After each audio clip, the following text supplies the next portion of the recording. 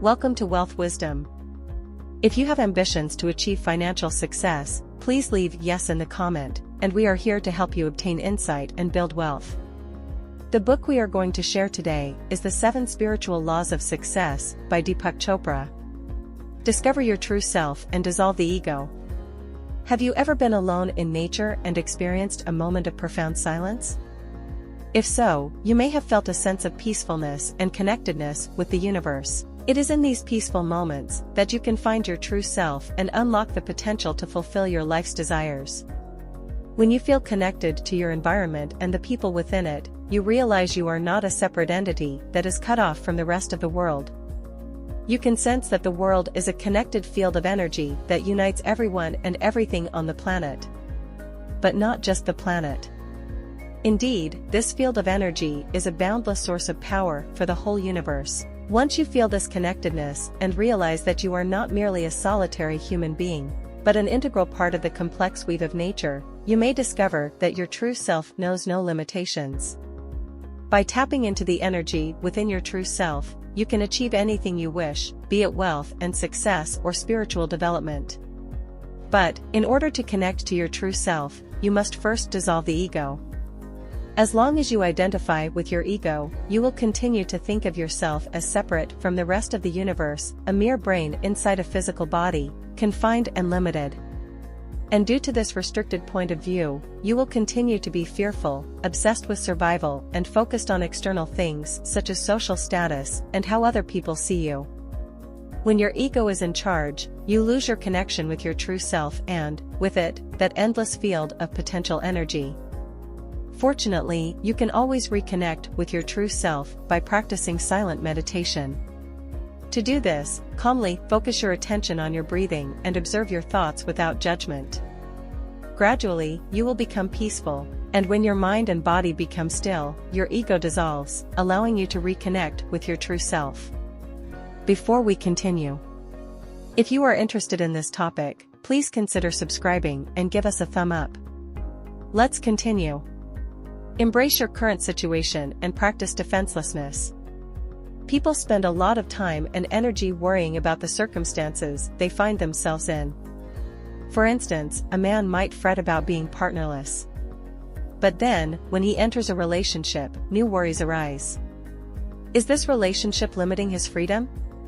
Is he truly in love? Thankfully, there is a solution to the problem of chronic fretting. You can simply accept your current situation. For example, imagine living with a difficult roommate. She never cleans up after herself yet gets angry with you when the place is a mess. This is a tricky situation, one that might make you consider moving out. But moving takes time and money, so what's the best way to resolve the issue? The answer: don't fight the problem. Instead, face it and accept it for what it is. There is always a lesson to be learned from difficult situations, and the people who make life difficult are usually there to teach you something. In this case, the lesson might be about standing up for yourself or learning how to be less affected by the actions of others. Only by accepting the situation can you begin to learn from it and grow. You can take this acceptance a step further and save energy by practicing defenselessness. Practicing defenselessness essentially means getting rid of the need and desire to convince others that your opinion is right or that theirs is wrong. For example, you've probably witnessed diet-related confrontations between vegetarians and omnivores. Before long, the conversation can escalate into a full-blown argument about the ethicality of poultry farming. Not only is this a waste of energy, it will inevitably end with both parties more entrenched in their own positions than before. Defenselessness, in contrast, erases the need to convince others of your viewpoint. It allows for a true exchange of ideas about a topic, without anger or dogmatism getting in the way.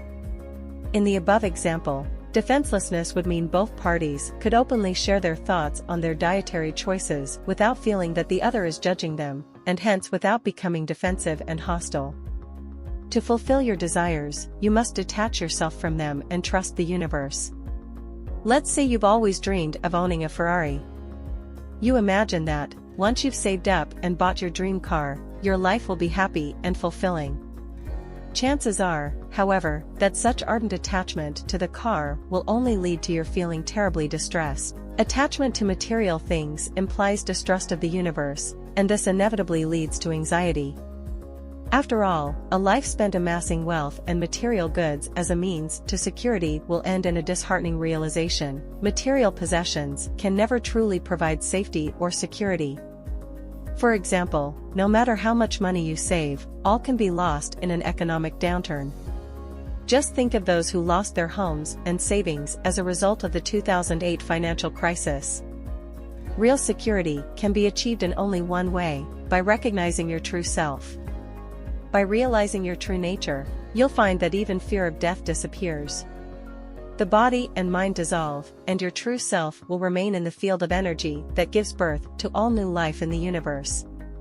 While it might sound counterintuitive, you'll also find that your desires can only become reality when you detach yourself from them. For example, single people are often obsessively attached to finding a mate, keeping an eye out for hours on end every day, whether online, at parties, or in their circle of friends and colleagues.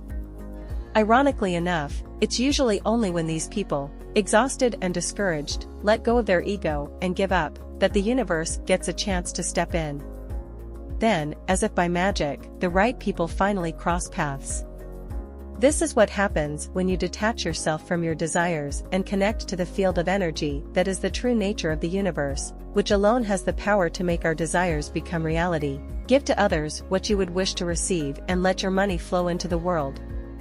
If you have a large savings account, then you may have received praiseworthy pats on the back from fellow materialists. But rather than saving up, a better path to success is to let your money flow into the world. Hoarding money interrupts the universe's natural flow of give and take. In fact, the Latin root of the word currency literally means to circulate or flow. This shows that even ancient Greek and Roman civilizations understood that money must flow for a society and its people to flourish. This is why investments are often more profitable than savings. For example, say you spend your life earning minimum wage, putting the majority of your monthly paycheck in the bank. Even though the balance on your account will increase, you won't become rich. But if you invest your money in continuing education and take the right classes, you could eventually become the CEO of your own business. By wisely investing in your education, far more will flow back to you, leaving you with more money than a lifetime of petty saving ever could. This spiritual law of giving and receiving doesn't only apply to money, either. It applies to love, friendship, support, and all the things we exchange socially. If you use this social currency to give others what you hope to receive, you'll be amply rewarded. The more love people give within a society, the more that love will be shared with others and will continue to grow. But, naturally, this only works if everyone is prepared to give as well as receive. For example, most people desire a partner who will love them and take care of them. But many forget that a relationship is also about giving love and caring for someone else. If everyone were focused solely on getting love and not giving it, we would all end up lonely and unhappy. Make conscious and considered life choices to get the maximum benefits out of life. We all know the advertising slogan, "Just do it." Live in the moment, it tells us, seize the opportunity, but to truly get the most out of life, rather than just doing something, it is important to consider what the most beneficial choice is when making a decision. This is what it means to be conscious of your choice making. After all, we make choices all the time, sometimes without even knowing we're doing it. In fact, most of our choices are unconscious. For example, when you're shopping, you might buy bags full of junk food without considering the impact they have on your health or the environment. Unfortunately, such unconscious behavior comes naturally to us, since our survival instinct tells us to stock up on large quantities of cheap food. So, in order to make good choices, pause and consider the impact your actions have, both on you and on others. How might you avoid habitually purchasing junk food? Well, first off, consider your budget, and then within its constraints choose products that are the most beneficial to your health and that, during the production process, have done the least harm to other people, animals, and the environment. To continue making good choices in your everyday life, simply choose the actions that will bring the most joy and goodwill to others. In some cases, the choice might seem obvious. For example, if you're invited to a birthday party but decide that it is too much of an inconvenience to attend, you should realize that you're only considering your own needs. So, instead, recognize the pleasure that the host will enjoy by being surrounded by friends on the special day.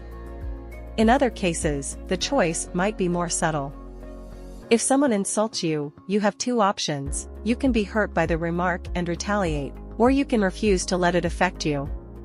By choosing the second option, you both avoid subjecting yourself to unpleasant emotions and treat the offender as you would want to be treated. By focusing intensely on positive intentions, your desires will manifest in the world. Did the previous chapter about accepting your current situation make you anxious? Perhaps because you're unhappy and don't want to accept how things are? Well, don't worry. The good news is that your thoughts have the power to change the world around you. You can improve your quality of life by simply introducing positive intentions into your thinking. The positivity that goes into these thoughts is all part of the infinite field of potential energy that governs the universe. So, by introducing an intention or wish into this field of energy, you affect the universe around you. Let's say you'd like to have a beautiful home, but you often think about this in negative terms. Your emotions are tied up in disliking your current home and thinking that you'll never have sufficient funds to afford a new one. When you do this, you give negative energy to the universe. Naturally, this won't result in the universe giving back positive energy. So, instead, accept and be grateful for the home you do have, and visualize the changes that could make your living situation even better. The universe will pick up on these positive thoughts and turn them into reality. To turn these desires into reality, however, you must give the process your full attention. For example, if you're dissatisfied with your job, you may have negative thoughts about being incompetent or feeling unworthy. It requires constant attention throughout the day to notice these negative patterns and replace them with positive ones. If you catch yourself thinking that you're not contributing enough at work, stop yourself and consciously think about your accomplishments to find at least one constructive thing you've done. Even if it is as simple as having written a carefully worded and effective email, you can stay with this thought and remain positive. Discover your life's purpose by helping others and letting the universe support your efforts. Every human wants to shine. But, as each star has its right place in the night sky, every human must find their right place on Earth. Only by doing this, and by helping others find their place, will people flourish and lead a purposeful existence. So, ask not what the universe can do for you, but what you can do for the universe. Let's say you've always dreamed of becoming an artist. After all, it is a wonderful profession, and you admire the special kind of talent it takes to create art that inspires people and makes them happier and wiser. But the truth is, not everyone is artistically talented, and if this is the case for you, you might end up sad or depressed, feeling that you can't contribute anything of value to society. But don't despair. Instead of clinging to these dreams, be honest with yourself and discover the truth within you that can serve and benefit others. While a creative person will probably become a good artist or designer, a compassionate person might be better off as a doctor or nurse. It's never too late to recognize your life's purpose and plug into the endless source of energy that the universe provides. You might now be wondering whether your current job is providing you with the best way to contribute to the welfare of humanity and the planet. As it turns out, there is an easy way to tell. When you've found the right job, you will discover that you have a nearly endless source of energy to complete your work. This is the feeling you get when you align with the cosmic plan that was your destiny from the beginning. The universe begins to support you and provide you with the energy you need, which explains how some people can work effortlessly and happily for long hours, while others feel drained after just a few hours in the office. What do you think? Have you found your true self? That's the end of today's sharing.